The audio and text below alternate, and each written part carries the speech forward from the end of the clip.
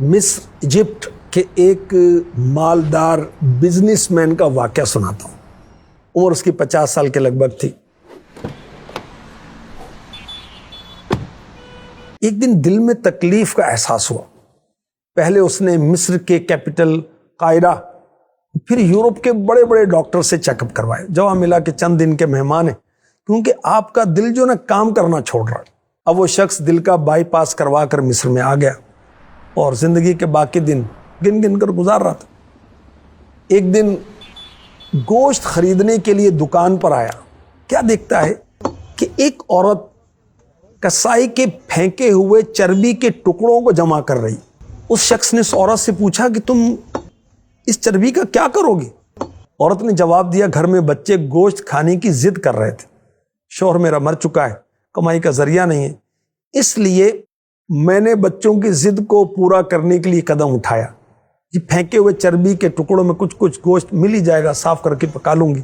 Business man نے سنا تو آنکھوں سے آنسو بہہ گئے. سوچنے لگا میری اتنی دولت مجھے کیا فائدہ دے گی, چند دن کا تو مہمان ہوں. میری دولت کسی غریب کے کام آ جائے, اس سے اچھا اور کیا ہو. اس نے اسی وقت اس عورت کو کافی سارا گوشت خرید کر دیا. کسائی سے کہا اس عورت کو پہچان لو, یہ جب بھی آئے جتنا بھی گوشت مانگے اسے دے دینا, پیسے مجھ سے لے لینا. اب وہ شخص اپنے روٹین میں لگ گیا. کچھ دن تک اسے دل میں کسی تکلیف کا احساس نہیں ہوا. اس نے دوبارہ ٹیسٹ کروائے. ڈاکٹروں نے بتایا کہ رپورٹ کے مطابق آپ کے دل میں کوئی مسئلہ نہیں ہے, لیکن خیر تسلی کے لیے آپ دوبارہ یورپ میں چیک کروا لیں. وہ شخص دوبارہ یورپ گیا, ٹیسٹ کروائے.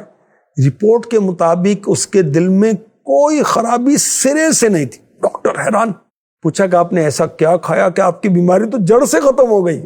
اس بزنس مین کو وہ بیوہ یاد آ گئی جو چربی کے ٹکڑے سمیٹ رہی تھی. مسکرا کر کہنے لگا علاج وہاں سے ہوا ہے جہاں سے تم یقین نہیں رکھتے.